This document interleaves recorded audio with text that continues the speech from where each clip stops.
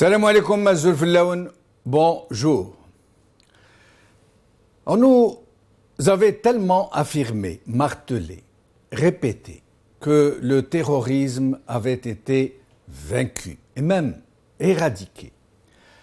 Ahmed Ouyahia, qui avait assuré la main sur le cœur que le bilan final de la violence était de 35 000 morts, avant d'être démenti par le président Bouteflika, qui avait avancé celui de 200 000 morts, allait inventer une nouvelle formule, ampoulée et côteleuse, le terrorisme résiduel.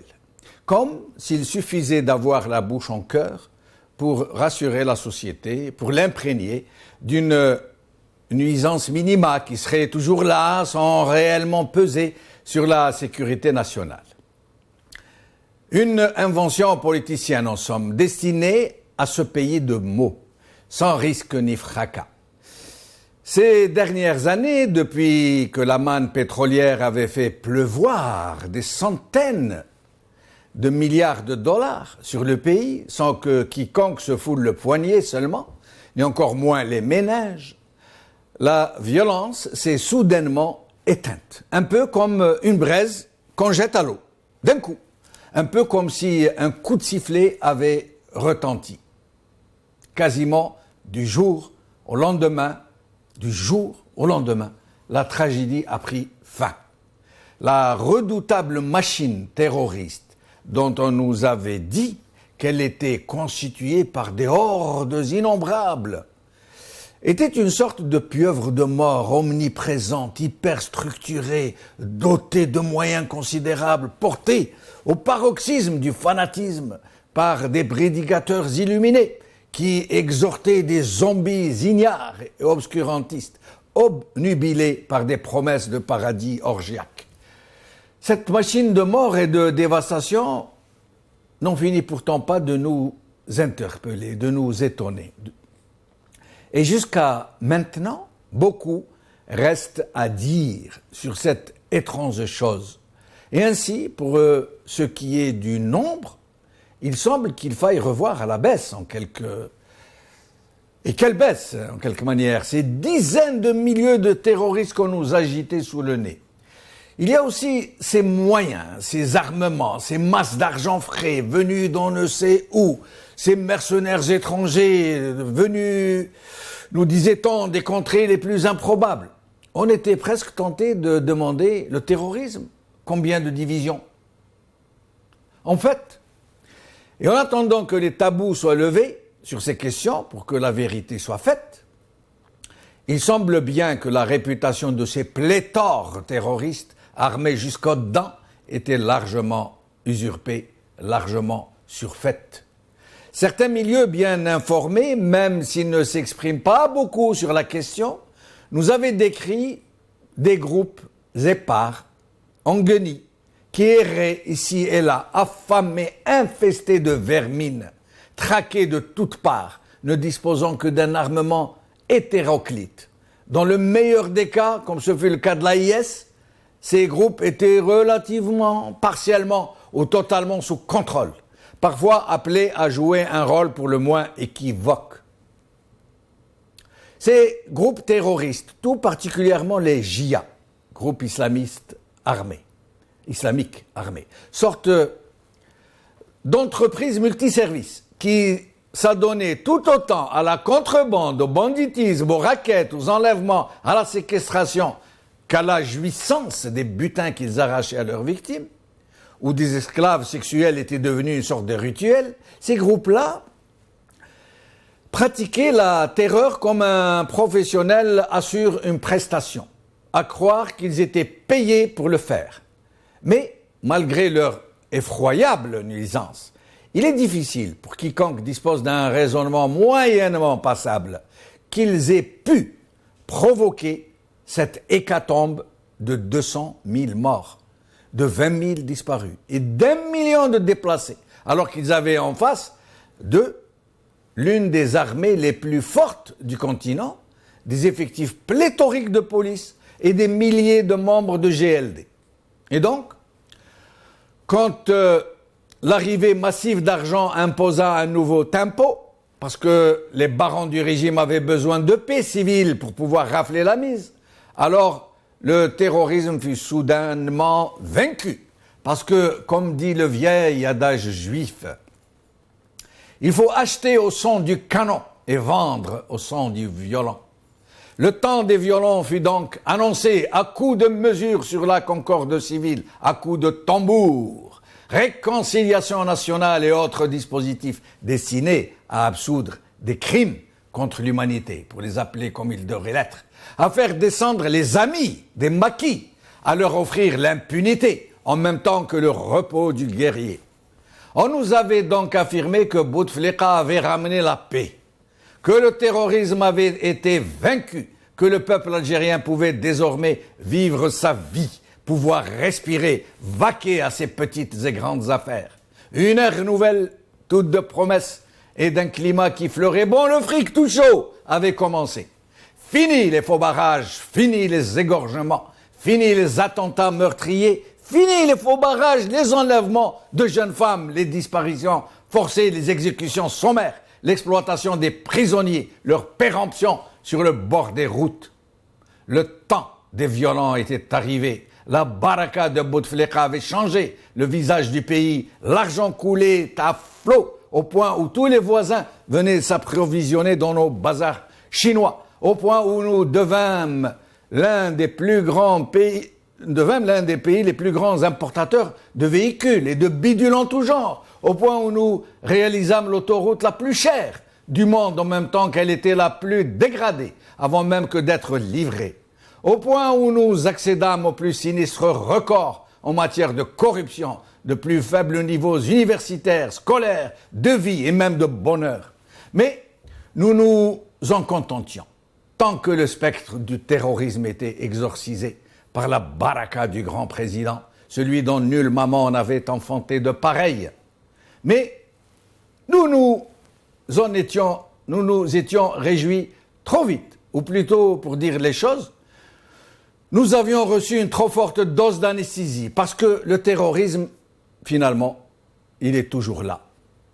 Parce qu'il vient d'endeuiller plusieurs familles, des pauvres, des Algériens d'en bas, dont les jeunes soldats ont été tués dans une embuscade près de Ain Defla.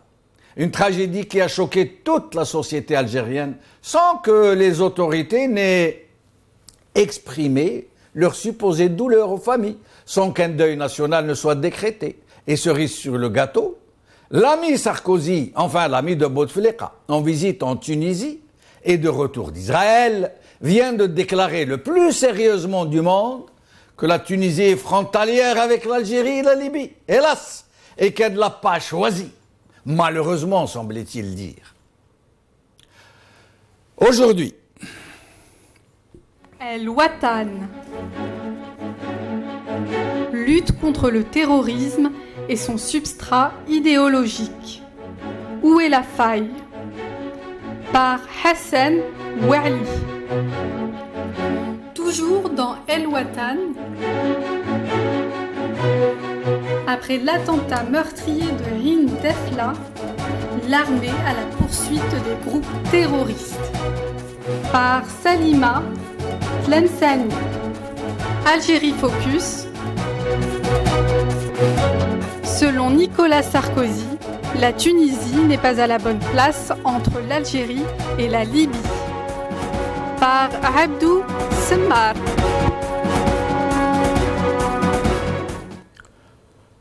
Avant de recevoir nos invités, nous allons écouter Nicolas Sarkozy dans ses déclarations de Tunisie. La Tunisie est frontalière avec l'Algérie, avec la Libye. C'est pas nouveau. Vous n'avez pas choisi votre emplacement. Vous n'avez pas choisi votre emplacement. Vous n'avez pas choisi votre emplacement. L'Algérie, qu'en sera-t-il dans l'avenir de son développement, de sa situation? C'est un sujet qui, me semble-t-il, doit être traité dans le cadre de l'Union pour la Méditerranée. Aujourd'hui, par ordre alphabétique, nous allons recevoir Yahya Bonouar, journaliste, Abdelaziz Mjahed, ex-général-major de l'armée nationale populaire, Hassine Ouali, journaliste, Abdou Semmar, journaliste. Yahya Bonouar, merci d'être avec nous. Merci pour l'invitation. Alors Yahya, c'est quoi toute cette absence de réaction après une telle tragédie? Et je vais rappeler un petit fait, Yahya, dont on avait parlé ensemble, vous et moi. Vous vous rappelez de l'accident de ski de la reine Béatrix des Pays-Bas? Oui. Et Bouteflika avait envoyé un vibrant message de sympathie à la reine Béatrix et il a déploré l'accident de ski de son fils. Et là, pourquoi il n'envoie pas un message aux familles des victimes? Pourquoi cette totale absence de réaction? C'est une règle chez Bouteflika. Il considère que le peuple algérien, d'une manière générale, ne mérite ni réaction, ni compassion, ni solidarité, y compris quand ce sont des soldats qui meurent. Le seul qui mérite un mouvement de solidarité, si jamais il lui arrive quelque chose, c'est lui. Rappelons que Bouteflika se prend pour un demi-prophète, pour ne pas dire autre chose. Deuxièmement, il faut savoir que Bouteflika n'a jamais condamné l'islamisme radical, le salafisme. En Algérie, vous pouvez être salafiste, vous pouvez être daïchiste et l'affirmer dans les médias publiquement, le revendiquer. Si vous ne critiquez pas Bouteflika à côté, vous êtes libre d'être daïchiste et de faire votre propagande tranquillement. Par contre, si vous critiquez Bouteflika, mais que vous êtes un travailleur sérieux qui rend service à la nation et qui apporte un plus au pays, vous risquez de terminer en prison. On est dans un régime, quand je dis Bouteflika, je parle du régime en entier. Parce que dans votre introduction, il y a une petite erreur, je me permets. Vous dites que Bouteflika a ramené la réconciliation, c'est faux. Non, eux, ils disent... J'ai dit... Ceux qui sont réconciliés, ce sont les généraux. Yahya, pardon. Eux, ils disent Bouteflika a ramené la paix. C'est pas moi, hein. Moi je dis... Ce qui est faux. Ouais. Les négociations entre les généraux, notamment Smaïl qui est décédé, et Tawfiq, et les islamistes dans les maquis, dont Madani Mzrag, ont commencé en 95, se sont terminés en 97. Zerouel était contre, ils l'ont poussé à partir et ils ont ramené Bouteflika pour vendre cette réconciliation. Donc ce n'est pas Bouteflika qui a fait la réconciliation, ça s'est fait entre ceux qui se battaient sur le terrain, ceux qui sont tués.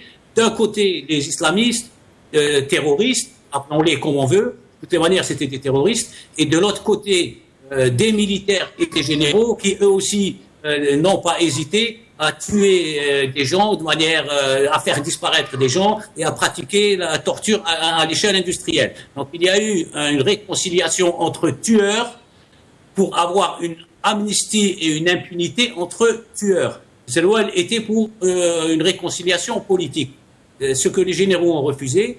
Et voilà ce qu'est la réconciliation en Algérie. Ce n'est pas une réconciliation politique, c'est une réconciliation entre tueurs. Je me tais sur tes crimes et tu te tais sur les miens et on n'en parle plus et ça, depuis 15 ans, on est dans cette situation. Restez avec nous, Yahya Bonouar. Nous avons avec nous justement le général-major Abdelaziz Mjahed, Merci d'être avec nous. Abdelaziz Mjad.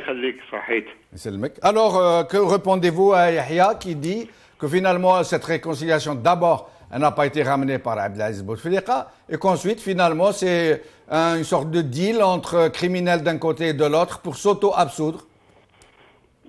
Je m'excuse, mais je n'ai pas à répondre à ce qui vient d'être dit. Moi, je m'incline devant la mémoire des martyrs du devoir et j'adresse mes sincères condoléances aux familles des martyrs et aux patriotes de ce peuple.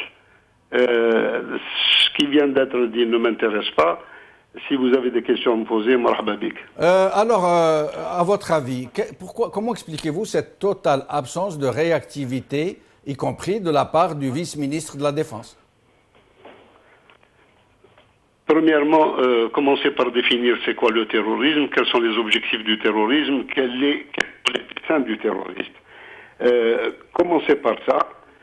Une fois qu'on a défini ce que c'est le terrorisme, on pourra discuter.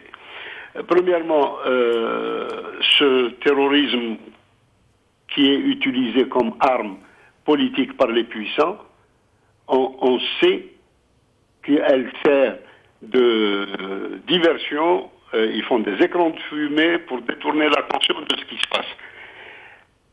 Il me semble que depuis plus de 40 ans, depuis le Sahara occidental, depuis l'occupation du Sahara occidental par le régime du Makhzen, et qui en même temps, il y a eu la guerre civile au Liban en 1975, avec la création du Safari Club, et chercher qu'est-ce que c'est le Safari Club, qui ont ouvert la voie à Sadat pour aller à Jérusalem.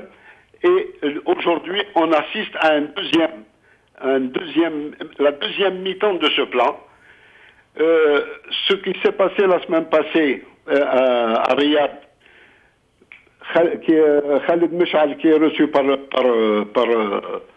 au palais saoudien, en même temps un dirigeant, un dignitaire de saoudien qui se rend à Jérusalem, et Jérusalem qui commence à préparer un accord avec Hamas. Alors, voyez tout ce qui se passe dans cette région du monde, et vous allez comprendre pourquoi il y a le terrorisme et comment on utilise le terrorisme et dans quel sens ces opérations sont menées. Maintenant, vous vous attachez à certains détails. Anna, ça ne m'intéresse pas de discuter ce genre de détails. Mais ce sont des détails significatifs. Qu'est-ce qui empêche le chef de l'État d'adresser un message? C'est une règle. Qu'est-ce qui empêche de décréter un deuil national? Qu'est-ce qui empêche d'accorder la médaille de bravoure qui a été accordée à des généraux qui sont derrière leur bureau à ces soldats morts pour la patrie? Ce ne sont pas des détails qui n'ont pas d'importance, puisqu'ils en ont dans le sens de la population et de l'opinion publique. Écoutez, les martyrs qui sont tombés, on trouve la considération et la reconnaissance de l'ensemble, dans toutes les parties de notre peuple. Notre peuple connaît le pays du sacrifice, et demander aux femmes et aux enfants de ce peuple, ils peuvent donner des leçons à quiconque. Ce qui fait, pour ça, ça ne nous intéresse pas. Dites-nous qui sont les commanditaires, quel est l'intérêt de ces gens-là, pour qui ils travaillent, qui les manipulent, et parlez-nous un peu des 450 terroristes qui ont été arrêtés hier ou avant-hier par le régime saoudien, qui, lui, les a fabriqués pendant des décennies. Pourquoi vous n'attaquez pas, vous ne dévoilez pas, et vous ne dites pas la vérité sur ce qui se passe? Comment se fait-il que ces terroristes, quand ils sont envoyés en Syrie, en Irak, on les appelle djihadistes, et vous les appelez, quand ils viennent en Europe, terroristes? Non, mais écoutez, Abdelaziz Mjad, moi je n'appelle rien du tout. Ne commettez pas cette je vous arrête, je me permets de vous interrompre. Moi, personnellement, je laisse mes invités s'exprimer, dire tout ce qu'ils veulent. Il n'y a aucune bride. Et à l'occasion, je vous pose la question. L'armée algérienne a été accusée par des gens très impartiaux, y compris des gens qui viennent de son sein, d'avoir elle-même créé le terrorisme pédagogique. Vous partez de ça. Qui a inventé ce mensonge? Cherchez le Sarkozy, là, ce voyou de la République. Qu'est-ce qu'il a provoqué en Libye? Et il vient hier de parler de l'Algérie. C'est une menace pour la Tunisie. C'est pour ça que vous... Non, mais on parle pas de ça, mais parlons de tout. Parlons de tout, pas oui. ça. Non, on y vient. Ça fait partie des questions. Pourquoi ça vous dérange? Non, ça me dérange pas. Ça me dérange pas. Vérité vos alliés ou bien je ne sais pas vos amis quand ils sont dévoilés, ça vous dérange? Qu'est-ce qui se passe? Moi, écoutez, général Abdelaziz Mjahid, moi je n'ai pas d'amis en la matière, moi je suis journaliste, j'exprime ma propre opinion.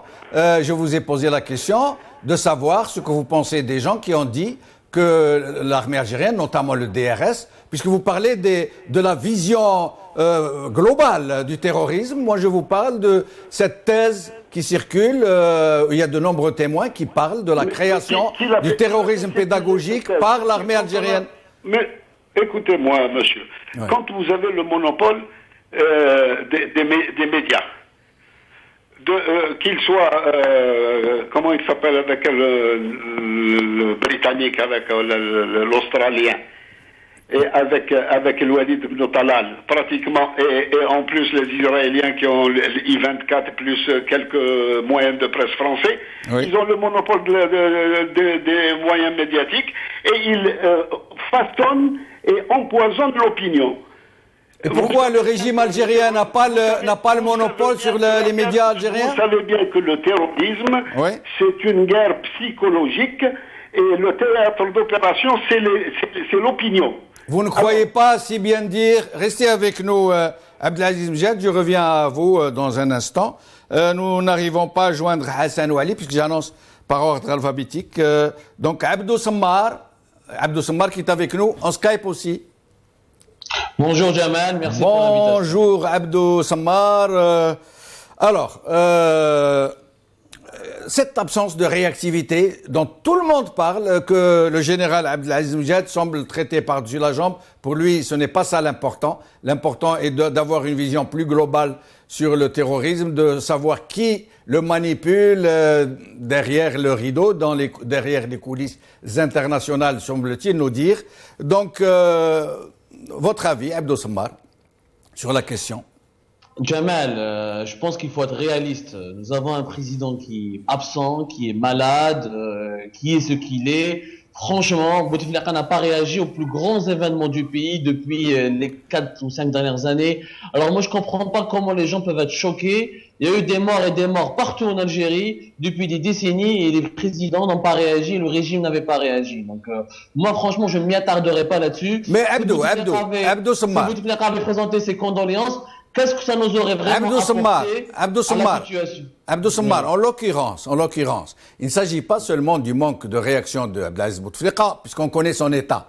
Je parle d'une absence de réaction des autorités algériennes. Ça veut dire le chef le vice-ministre de la Défense, le chef du gouvernement, les officiels d'une manière générale.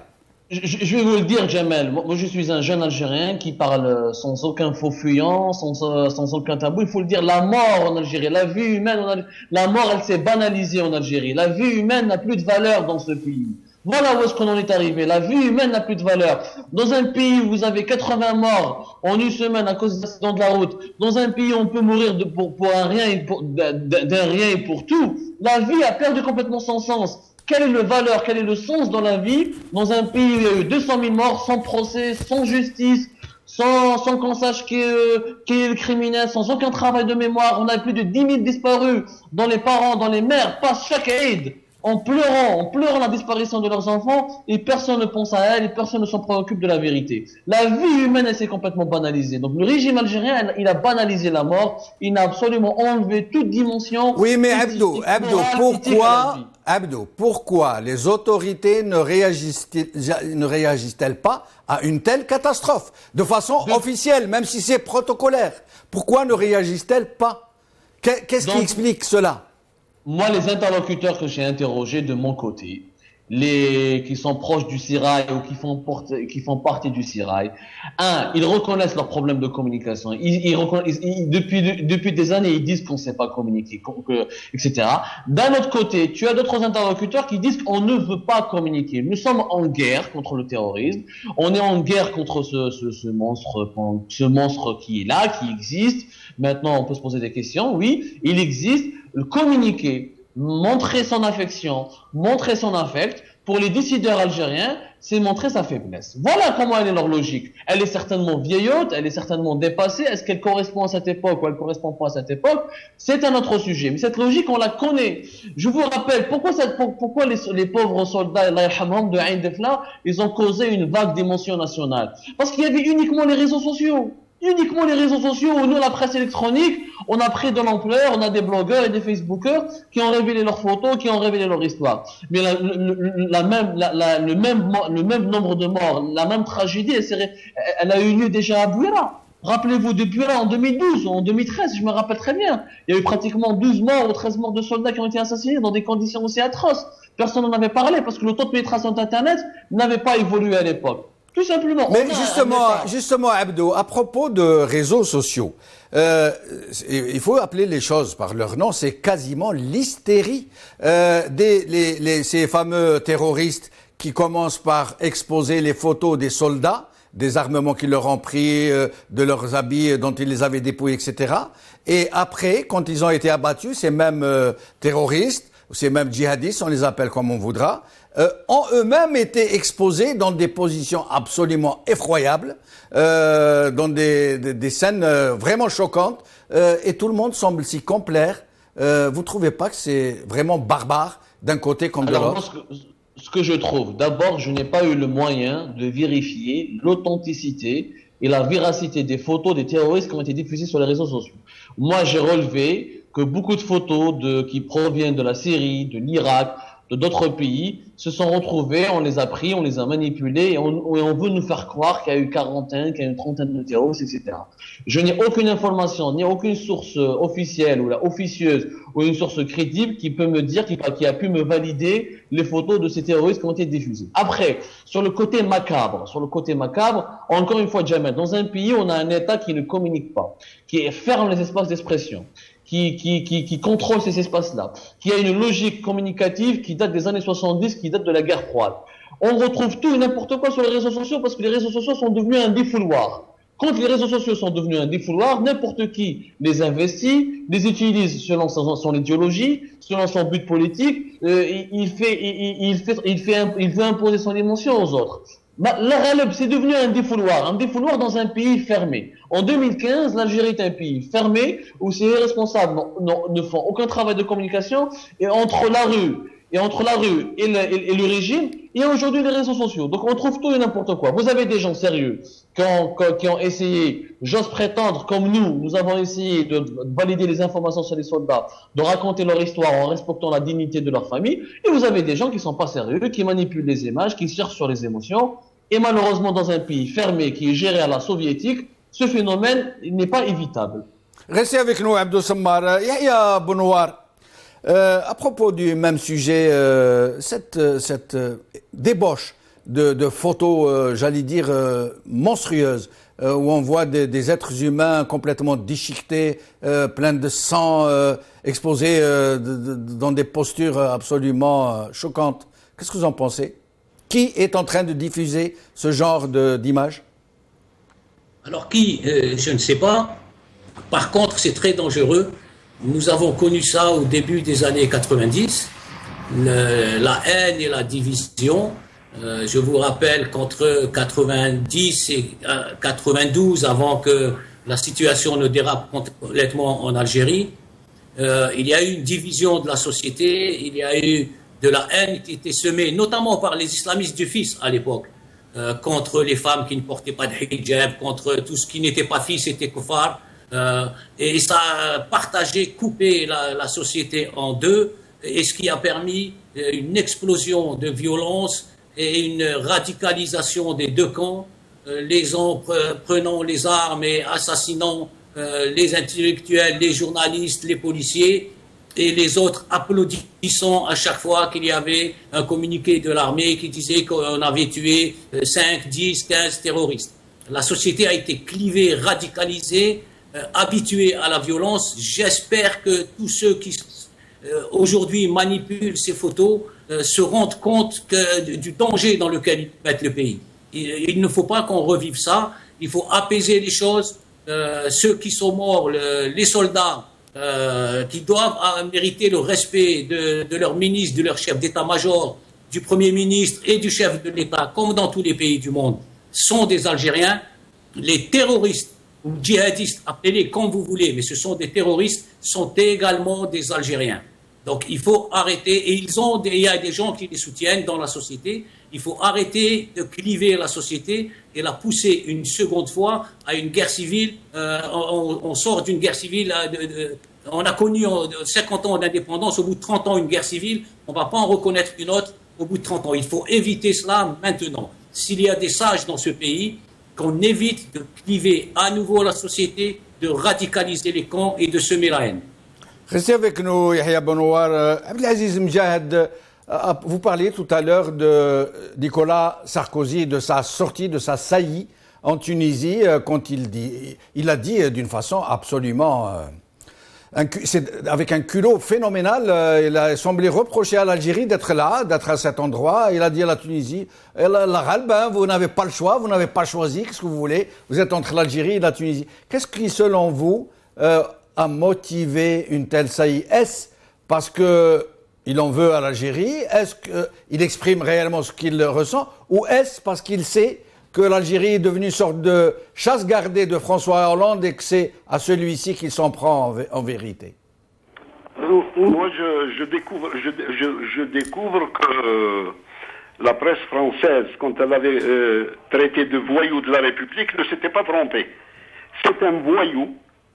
C'est pas un président, c'est pas un politique, c'est un voyou, c'est un mercenaire. Il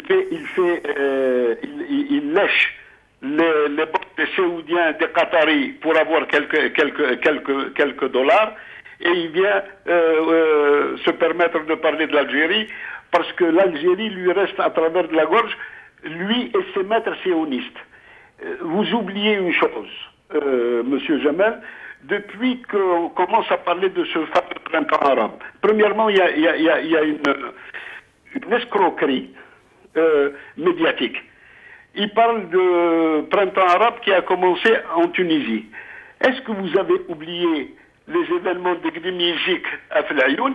Ils ont commencé 3 mois قبل Tunis. Pourquoi ils n'en parlent pas? Pourquoi ils ne parlent pas du printemps? C'est des Sahraouis qui militent, qui manifestaient pacifiquement et on passe le temps comme si rien n'était.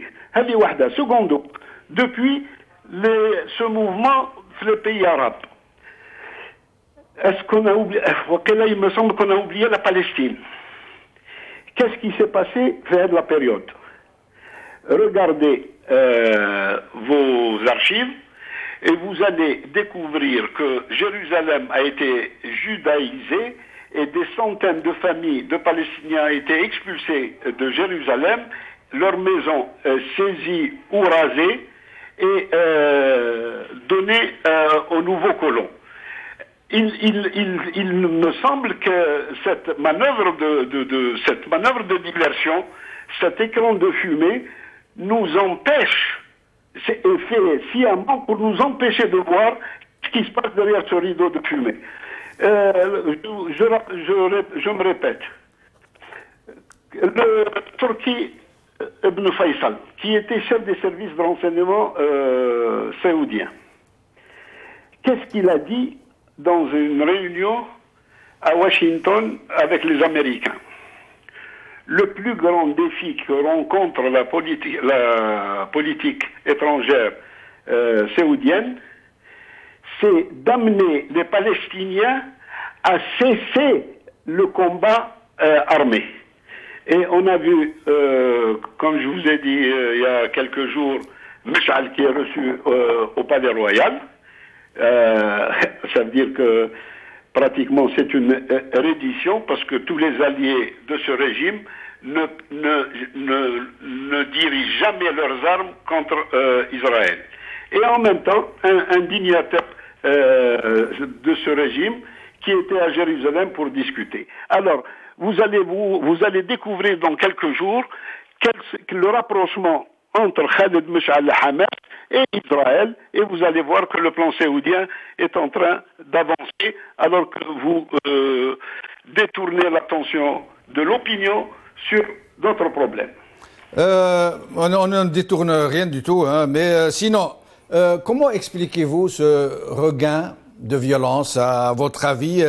Juste une poche résiduelle, le retour de la violence? Qu'est-ce qui se passe, à votre avis? Je n'ai pas de données. Honnêtement, je ne peux pas répondre à cette question. Même si je vous donne une réponse, elle serait injuste et qui ne se base pas sur des données objectives. Mais on ne fait pas de science exacte, hein. On discute, on débat. Mais il faut quand même se baser sur des trucs réels. On donne nos opinions. Pas de fantasmes. Hein. Il ne faut pas fantasmer dans ce genre de choses. C'est quelque chose de sérieux, quelque chose de sensible. Soit on a des données objectives et on émet un avis, on n'en a pas, on s'abstient, et c'est ce que je préfère faire. Oui, mais on discute, on donne nos opinions respectives. Même vous êtes libre, monsieur, mais moi, je vous dis, dans ma position, si je n'ai pas des données réelles et objectives, je m'abstiens de donner mon avis. Restez avec nous, Abdelaziz Mjad. Abdou Sammar. Cette saillie de Sarkozy, qu'est-ce qui lui prend? Quelle mouche le pique? Oui. Allô? Oui, on vous entend, allez-y. En fait, Jamel, d'après mes informations, la situation s'explique par un problème concret que Sarkozy a rencontré avec Alger. Il voulait faire une visite de campagne, parce qu'il avait prévu une visite, d'après mes informations, à Tunis et à Rabat. Vous m'entendez, Jamel? Oui, très bien. Voilà, donc il allait faire une visite à Tunis et une visite à Rabat, dans le cadre de sa campagne. À Alger, il n'avait trouvé aucun interlocuteur qui voulait le recevoir, parce qu'il y a personne ne voulait le recevoir. Du coup, il s'est senti apparemment très blessé. Donc, il aura, d'après mes informations, que Alain Juppé qui va venir à Alger d'ici la fin de l'année. Et voilà, donc il est parti à Tunis, il est parti à Rabat, mais il ne viendra pas à Alger. Et Dieu sait que le vote franco-algérien en France est très important. Donc il s'est senti complètement déjà désavantagé et écarté dans cette course. Il a senti qu'Alger allait lui faire un sale coup. De deux, c'est pas de notoriété publique. Entre Bouteflika et son entourage, Nicolas Sarkozy, il n'y a jamais eu de lune de miel. Jamais eu de lune de miel. Nicolas Sarkozy, dès son arrivée au pouvoir en France, a privilégié le Maroc. Il est très proche des lobbies marocains. Ce que Bouteflika et ses proches n'y ont jamais pardonné.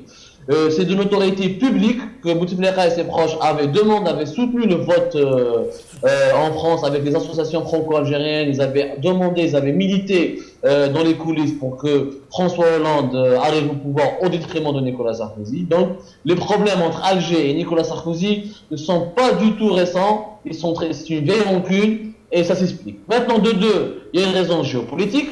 Encore une fois, Nicolas Sarkozy, c'est l'ami de Rabat, c'est l'ami du Marzen. Pour lui, l'Algérie, c'est quelque chose qu'il faut absolument critiquer, qu'il faut absolument... Il sert ses intérêts. Pour moi, c'est de bonne guerre. Moi, ça ne m'étonne pas. Ce qui m'étonne, c'est le manque d'élégance et le manque de stratégie politique. Parce que s'attaquer de cette manière à l'Algérie, quelque part, il a présenté ce pays, il a présenté l'Algérie comme s'il s'agissait d'une Somalie ou d'un Irak ou d'un Afghanistan dont il fallait parler. Dans l'avenir, il fallait qu'il soit discuté dans une organisation internationale. Je pense qu'il s'est quand même énormément grillé parce que les 6 millions de franco-algériens, quand ils vont aller voter, ils vont vraiment se rappeler de cet épisode.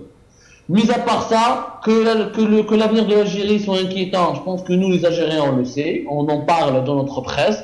On en parle de manière très... moi, personnellement, j'en parle dans mon pays. Je tire la sonnette d'alarme. Après, est-ce qu'on devrait en parler est-ce que l'avenir de notre pays doit faire l'objet de discussions internationales? Je pense que nous sommes suffisamment mûrs, suffisamment intelligents, suffisamment sincères et de bonne volonté pour qu'on puisse régler nos problèmes nous-mêmes. Par contre, que l'avenir de la France est aussi très très dangereux lorsqu'on voit les crises et ce qui se passe en Grèce et ailleurs. Restez avec nous, Abdou Semmar. Yahya Bonouar, une dernière question peut-être avant d'ouvrir le standard. Nous allons recevoir 3 ou 4 appels. Yahya, Abdou Semmar vient de nous dire que c'est quasiment une affaire de soutien du régime algérien à François Hollande, et que le Maroc soutiendrait. C'est une soupe interne en quelque sorte. Vous pensez réellement que le régime algérien va soutenir la campagne électorale de François Hollande, la prochaine, et que c'est ça qui a fait bouger Sarkozy? Ben écoutez, c'est pas totalement faux. Sarkozy est connu pour être plutôt proche du Maroc, mais François Hollande aussi. À choisir entre le Maroc et l'Algérie, la France a toujours choisi le Maroc, sous Sarkozy ou sous François Hollande. C'est exactement la même chose. Après, M. Sarkozy est connu, il aime faire la comédie, il aime faire des déclarations. Voilà ce qu'il a dit à Tunis sur l'Algérie. Eh bien, voilà, tout le monde sait qu'il était à Tunis alors que sa visite était presque passée inaperçue. Il aime faire ce genre de déclarations. Quand il parle des frontières, c'est une blague de mauvais goût parce que tout le monde sait, en géopolitique, on appelle ça la dictature de la géographie. Hein. Est-ce que vous croyez que les Gazaouis sont contents d'être voisins de l'Égypte en ce moment? Non, alors qu'il y a des millénaires, ils en ont profité. Yahya, restez avec nous, Yahya, je reviens à vous dans un petit instant. Abdelali de Tbessa, Alembek, Abdelali, on l'a perdu. Yahya, Yahya, oui. Ce problème de campagne électorale français qui se règle en Algérie et ce risque qu'a pris François Hollande lorsqu'il a témoigné en quelque sorte que Abdelaziz Bouteflika, une meilleure alacrité du monde, qu'il a d'une grande sagesse électorale, que jamais il a rencontré, ou rarement il a rencontré un chef d'État aussi perspicace, aussi lucide. En échange de quoi une telle prise de risque à un tel niveau politique? François Hollande est quelqu'un qui a beaucoup d'humour, donc on va mettre ça un peu sur son humour, mais il met ça, il a besoin en ce moment d'une stabilité en Algérie. Il considère que pour l'instant, Bouteflika est le garant de la stabilité. Il y a un peu de business à faire avec l'Algérie, ça reprend petit à petit. Hélas, pour lui, les réserves et les ressources de l'Algérie sont en train de diminuer, voire d'être divisées par 2. Mais bon, ça c'est François Hollande. Restez avec nous, Yahya. Achour de Batna. Et on essaye comme ça de prendre quelques appels. Achour de Batna, marhaba bik, merci d'être avec nous. Oui, salam alaikum. مباشرة. مباشر نعم. خويا نهضر بالعربية معليش. تفضل. فوالا. راك نهضروا على واش هي المهمة تاع اليوم؟